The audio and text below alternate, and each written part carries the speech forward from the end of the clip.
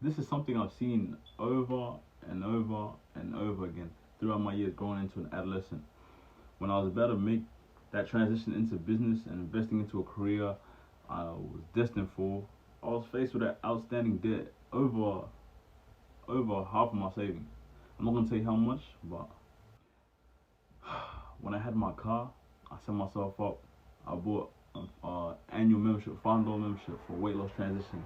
My car broke down a few times. I repaired it, broke down a few times, and then when I got to this point, I was about to lose my first 10 kgs. I lost my car completely. When I was going to get a PC that I'd always wanted, shortly later, after I filed for hood bankruptcy, I sold both my PS5s that I owned. Sorry to my little brothers. I always ask and think sometimes. I ask my friends, how interesting is it, alright? That you feel, every time you feel like you're about to break through, something like this always happens. But in those moments of doubt, remind yourself, I get to prove that I'm really as good as I think I am. I'm really as good as I think that I am when things are going great, not just when things are bad. Like, I'm great. Because at the end of the night, I turn to God and I pray, and because I know He's asking me, is this what you really want? Is this what you truly want? Look, chat. Admitting sometimes that you walk through the wrong door and spent a lot of time in the wrong room is it, first of all, that's called lollygagging. That's called lollygagging. See, most times we were born in a city we didn't choose. We went to a school we didn't choose. We have a friend group we didn't choose, and maybe certain things brought you guys togetherness, right? And instead of acknowledging that the place isn't the best for us, and moving on, we stick around for a bit longer than you know. But I'll let you know, the quicker you accept and move, the better your life's gonna be. As a young teen, we do have a thing for exploring things that may seem harmless, but that can ultimately lead to a string of bad decisions.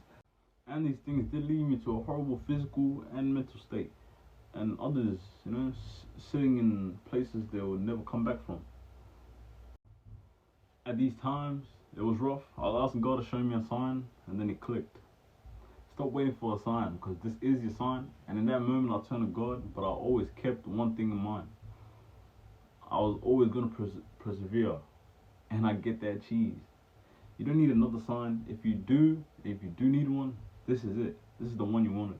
No trauma or no conflict you've been through makes you weaker. Something I remind and vocalize to people who I can say I love. I remind my mom the other day. You've gone through worse. I've literally seen it. Although you say personally it's the toughest burden you face yet, you're being tested.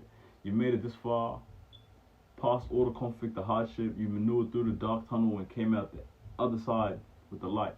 And the reason you are who you are today is because of these setbacks, those conflicts, and those challenges. We don't get better without going through things. This is the way we grow. Something I realized was you will be misunderstood for long periods of time while you chase your success, bro. No cap. And what that looks like to you, if you have a vision for your life that is bigger than anything anybody around you is trying to do, they won't get why you're doing what you do, what it is you do. They won't understand. Simply. First off, that is normal. Stop trying to break everything down. Stop trying to dumb everything down for other people who won't understand. They will misunderstand you, and they won't understand why you're taking certain risks and sacrificing, and why you pull up and carry yourself a certain way. All those people who misunderstand will one day wake up and say, I understand it now. Understand it now. Understand it now. I'm not playing with y'all. A hardship similar to your situation and prevail and continue to. If the person you're seeking advice from has never achieved the thing you want to do, then the strategy will be flawed. It doesn't matter how many stories they've heard or how many people they think have done it. If themselves haven't done it, then their input is going to be tainted, full of flaws. And the blueprint will be incorrect for you to succeed. It's not going to be something you can follow. Countless times this has happened to me, but it also shows me who the ideal person I want to be sitting across from and taking advice from is. Stop having pointless discussions, bro. You're just sitting around on the phone, chatting it up. You know, study that. Study your conversations, improve your dialogue. There's a difference if I'm having a conversation with my colleague about, you know, or my friend about the barbecue or what went down at the barbecue the other weekend, right? I'm getting caught up, but it's different. It's different because that knowledge I want to retain it, you know. But at the end of the day, it was good to catch up. But if I'm engaging these conversations with fellow people who are on the journey all alone with a primary aim, I'm better. I'm better off in life. You're better off in life. You know, picking up on how you react to certain things, how confident you were when when somebody asked you, "Hey, how you doing?" Even though it wasn't the best times at the moment. If I'm actually engaging into these certain topics, it's not only to apply it to my life. The consumption is going to change my beliefs and actions and the way I show out for other people. That's what having purposeful interactions with people means to me. The word no, the word no is a complete sentence. Treat others the way you want to be treated. The golden rule is something I learned primarily in school, like when I was a junior, and always stuck with me since a kid. This goes for one, high quality relationships. Be a better friend. The more you show up with respect, motivation, and positivity, with non-judgment, the rest of the world will treat you the exact same way. Tell people about them. The most powerful thing you have is tell people about themselves. The most powerful thing you have is the acknowledgement of someone doing great in their life.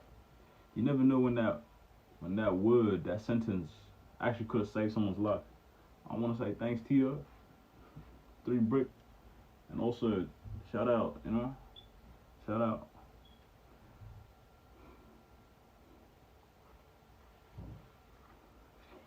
I want to say shout out to Tito, and when you're home, you'll see how far we came. I know it might seem dramatic, but I've seen so many times, you have no idea what people are going through. I've seen it happen so many times, trust me.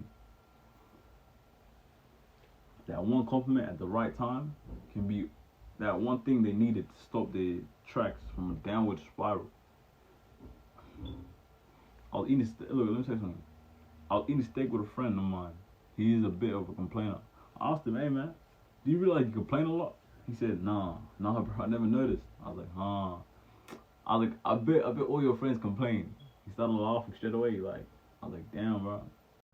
That's what I said. I said, misery loves company. So if you have a lot of drama in your life, you might be the person creating the drama. It's nobody else's fault. Like, just go look in the mirror. Avoid drama and gossip at all costs. If you want to be a high level person, then stay away from it. They're allergic to it.